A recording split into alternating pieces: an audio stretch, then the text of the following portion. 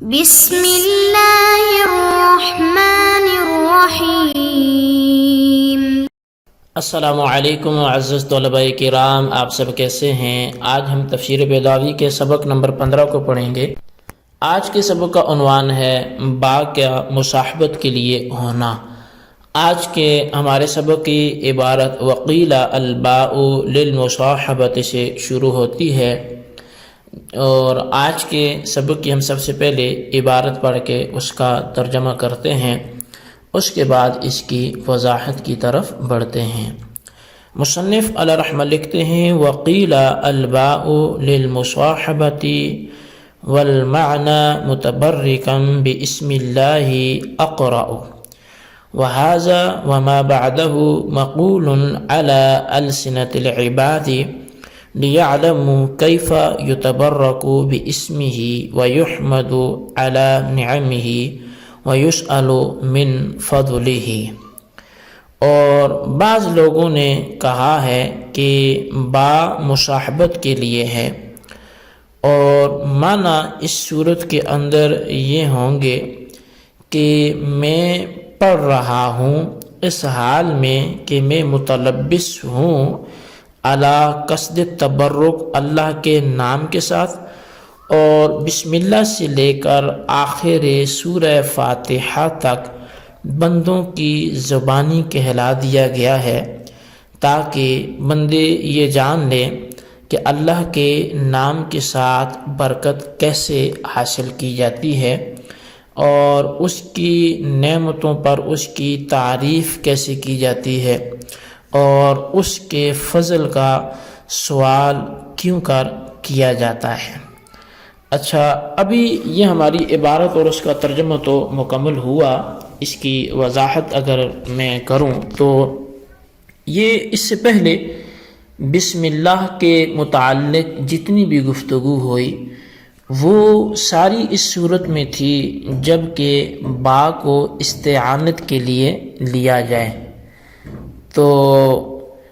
اب یہاں پر الباء للمصاحبت سے یہ بیان کرتے ہیں کہ با مصاحبت کے لیے بھی آتی ہے، یعنی آتی تو مختلف معنی کے لیے، لیکن یہاں پر با میں کتنے احتمال ہیں؟ ایک تو وہی ہے جو بیان کر دیا گیا کہ یہ استعانت کے لیے ہے، اور دوسرا جو ہے وہ یہ ہے کہ یہ با مصاحبت کے لیے ہے۔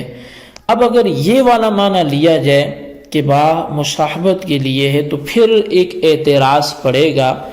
اور وہ اعتراض یہ ہوگا کہ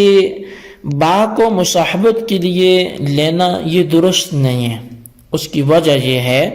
کہ اس صورت میں تو ترجمہ پھر یہ بنے گا کہ میں قرأت کر رہا ہوں اس حال میں کہ متلبس ہوں اللہ کے نام کے ساتھ، اور اس ترجمے میں ایک قسم کی بے ادبی ہے اور بندے کی دلیری ثابت ہوتی ہے کہ میں اللہ کے نام کے ساتھ متلبس ہوں۔ تو اب یہ بے ادبی کا جو شائبہ ہے یا دلیری کا جو اشارہ ہے، یہ کسی بھی طرح باری تعالیٰ کی شان نہیں ہے، تو اس لیے با کو مصاحبت کے لیے لینا اس بے ادبی کے شائبے کی وجہ سے درست نہیں لگتا۔ یہ ایک اعتراض ہے۔ اس کا قاضی صاحب نے جواب یہ دیا کہ مطلقاً یہاں تلبس مراد نہیں ہے کہ میں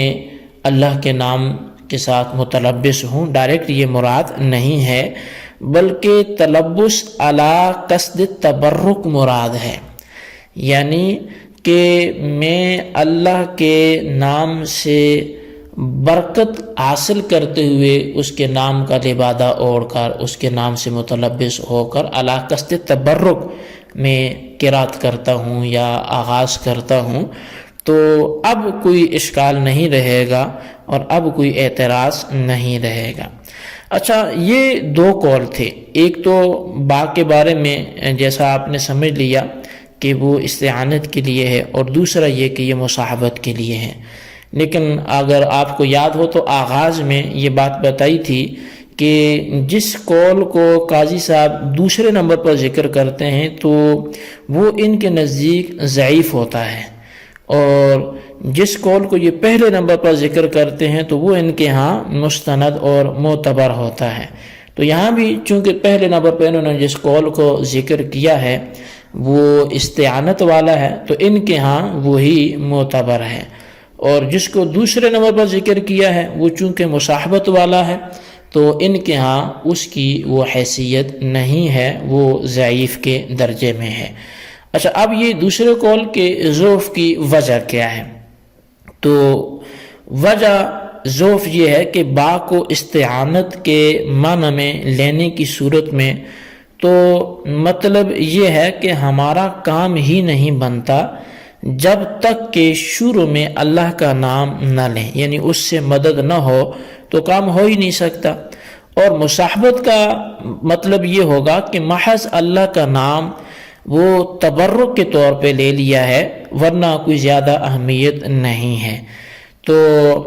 اب یہ دونوں معنی میں فرق آپ پر ظاہر ہے کہ اللہ کی شان کا زیادہ اظہار وہ اول معنی کی صورت میں ہو رہا ہے کہ ہمارا کوئی کام بنتا ہی نہیں جب تک کہ اللہ کی نام سے برکت نہ لے لی جائے، اور دوسری صورت میں یہ معنی نہیں بنتا بلکہ وہاں یہ ہے کہ بطور برکت کے لیے ہم لے لیتے ہیں، ورنہ نہ بھی لیں تو کام ہو جاتے ہیں۔ تو اس لحاظ سے دوسرے معنی میں ضعف ہے اور قاضی صاحب نے پہلے کو اختیار کیا ہے۔ اچھا، یہاں پر اب یہ بات مکمل ہونے کے بعد یہ سمجھیے کہ مصنف ھذا وما بعدہ سے بھی ایک اعتراض کا جواب دے رہے ہیں۔ وہ اعتراض یہ ہے کہ بسم اللہ سے لے کر آخر سورہ فاتحہ تک، یعنی بسم اللہ الرحمن الرحیم الحمدللہ رب العالمین سے لے کر وللضالین تک، یہ سب کس کا کلام ہے؟ یقیناً اللہ کا کلام ہے۔ اور با کو آپ استعانت اور مصاحبت کے لیے مانتے ہیں، یعنی اب چاہے جائے کوئی معنی بھی لیں، یا ہر صورت میں اعتراض ہوگا کہ آپ استعانت کے لیے لیں یا مصاحبت کے لیے لیں، تو اس کے معنی یہ ہوئے کہ اللہ تعالیٰ کی ذات خود اپنے نام سے مدد طلب کرتی ہے، اللہ تعالیٰ کی ذات خود اپنے نام سے برکت حاصل کرتی ہے، اور خود اپنی ہی تعریف کرتی ہے الحمدللہ رب العالمین، اور خود اپنی ہی عبادت کرتی ہے ایاک نعبد، اور اپنی ہی ذات سے اپنے ہی لیے دعا مانگتی ہے اہدنا الصراط المستقیم۔ اور یہ سب چیزیں اللہ کے حق میں تو کیا بندوں کے حق میں بھی مطلب اچھی نہیں سمجھی جاتی، کیونکہ بندہ اپنے ہی سے ساری باتیں مانگ بھی رہا ہو، اپنے نام سے برکت بھی لے رہا ہو، تو جب یہ بندوں کے حق میں مستبعد ہیں اور یہ ان سے توقع نہیں کی جاتی، تو پھر یہ ساری باتیں جو اللہ تبارک و تعالی نے کی یہ اپنے آپ سے کیسے درست ہو سکتی ہیں؟ یہ کلام اللہ کا جو ہے وہ سارا اسی کا ہے، اور وہ اپنی ہی تعریف کر رہا ہے، اپنے ہی سے مدد مانگ رہا ہے، تو یہ کیسے درست ہو سکتا ہے؟ تو اس کا جواب یہ ہے کہ یہ بسم اللہ ہو یا اس کی جو بعد ہے مقول علی السنۃ العباد، یہ اگرچہ اللہ کا کلام ہے لیکن یہ بندوں کی زبانی کہلایا گیا ہے، یعنی یہ اللہ تعالیٰ نے اپنے بندوں کی زبانی کہلوانا چاہا ہے، تو گویا اللہ تعالیٰ بلسان عبد یہ سب فرما رہا ہے، یعنی اپنے بندوں کی زبانی یہ فرما رہا ہے۔ گویا بندہ کہہ رہا ہے الحمدللہ رب العالمین، بندہ کہہ رہا ہے الرحمن الرحیم، بندہ کہہ رہا ہے ایاک نعبد و ایاک نستعین، بندہ ہی کہہ رہا ہے کہ صراط الذین انعمت علیہم۔ تو یہ ساری باتیں جو ہیں وہ بندہ کہہ رہا ہے، اللہ تعالیٰ کی ذات اس کی ترجمانی فرما رہی ہے۔ اس کی بالکل اگر سادہ سی مثال میں دوں تو ایسی ہے جیسے کوئی ایک جاہل بندہ کسی پڑھے لکھے سے لیٹر خط لکھوائے، تو